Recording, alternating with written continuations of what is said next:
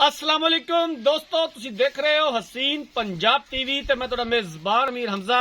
दोस्तों, सब तो पहले अपने चैनल हसीन पंजाब टीवी नूं करो सबसक्राइब ते नाल लगे बैल दा बटन दबाओ ताकि साडी हर नई आने वाली वीडियो साडे वीरां तक आसानी नाल पहुंच सके और तुसी ये वीडियो देखो सब तो पहले।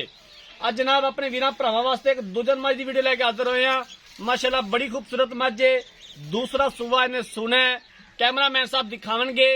उस तो बाद सारिया गल्लां बातां मालकां दी जुबानी मालकां कोलों पुछांगे कि कदों सुंदी है, पिछले सूबे दा दुध दा की रिकॉर्ड सी, की इहदी डिमांड करदे ने प्यार मुहब्बत वाली। कैमरामैन साहब मझ दिखाओ, माशाअल्लाह बड़ी खूबसूरत बरीक धागे वर्गी पूछल, पूरा मुठ दा थण और सोहणियां विरलां, उन्नी कौड़ी तो बिल्कुल साफ,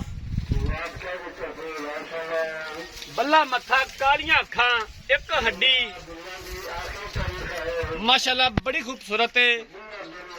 प्योर नीली दी है, कद चंगा, वेल चंगी, खुड्डा पुठा कवा बड़ा खूबसूरत माशाअल्लाह। हवाना बड़ा कमाल है।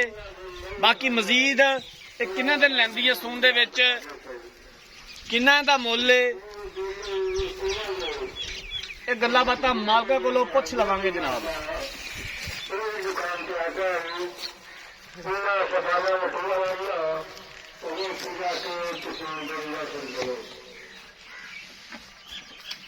कन्ना विच गिठ गिठ पछम है माशाअल्लाह, चोटी बड़ी खूबसूरत है।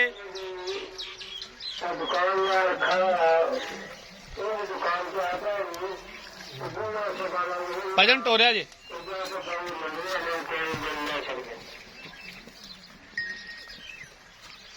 आरफ वाला जनाब इस जानवर की लोकेशन है। आरफ वाले तो 16 तो 17 किलोमीटर के फासले ते दरियाए सतलुज के बिल्कुल नजदीक है झोटी खलोती है।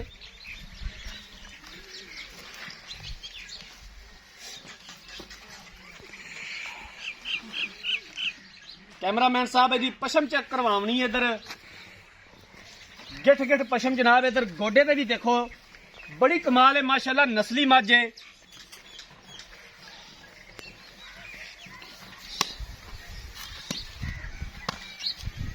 नीली का शौक पूरा करवाई दा अपने वीरां भरावां नूं। नीली बाहर के जानवर दिखाई दे ने, कोशिश करी दी है कि अच्छे तो अच्छा जानवर दिखाइए। बाकी लेने देने मुकद्दर ने, पूछ पावे जनाब ब्लेड के जेब च पा लो, यही चीज़ां नीली दियां निशानी ने।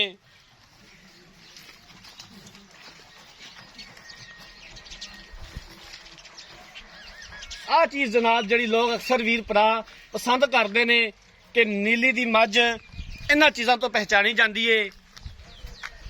जानवर दिखाता है, मालका कोलों पुछ लैने सारिया गल्लां बातां।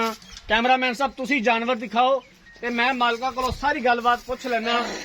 अस्सलाम वालेकुम जी। वालेकुम सलाम भाई मोहसन की हाल है, तबीयत से ठीक है? ठीक ठाक भाईजान। जानवर जरा मेरा कैमरामैन दिखा रहा है, हाँ जी, इस मझ ने किनवा सूबा सुना है, कदों सुंदी है? ये जी दूजे ने दूसरा सुबह सुनना है जी। 10 तो 15 दिन, तकरीबन 15 दिन ला जैसी। तकरीबन 10 तो 15 दिन सून च ले जाएगी। हाँ जी, दूसरा सूबा सुना है। बिल्कुल। मझ भार तो नहीं पा दी? नहीं जी, कोई मसला मसाइल? कोई मसला ही नहीं। गब्बन का सौदा होना, थना दी पिछे दी हवाने दी हर तरह की तेरी गारंटी होगी। गल तेरी रिकॉर्ड हो रही है कैमरे दे विच? हाँ जी, हाँ जी, बिल्कुल ठीक हो गया। पिछले सूबे का दुध की रिकॉर्ड है? तकरीबन 15 किलो। 15 लीटर दुध कर दी रही है पहलन होके? हाँ जी, पहले। ठीक हो गया। किन्ना इहदा मुल है, किन्ने दे पैसे ने, किन्ने दी आपां फाइनल बेचनी है? 2,90,000। 2,90,000 रुपया। इहदे विच दीद प्यार हो जाएगा? हाँ जी, बिल्कुल। इनू यार थोड़ा हो टोर, लम्मी टोर। दूसरा सुवा मझ ने सुना है, 10 तो 15 दिन मजीद लैंदी है मझ सून दे विच। पिछले सुबह मालकां दे बकोल 15 लीटर दुध कर दी रही है झोटी। 2,90,000 रुपया की डिमांड की है। दीद प्यार हो जाएगा और असीं इंशाअल्लाह ताला करवावांगे जिथों तक हो सकिया। अगर किसी वीर भरा ने यह जानवर खरीदना है, राब्ता नंबर 0312 612 2054, 0312 612 2054, इस नंबर पर व्हाट्सएप बनी है। अगर साड़ी अज वाली वीडियो पसंद आए, वीडियो को लाइक ते शेयर जरूर करना है।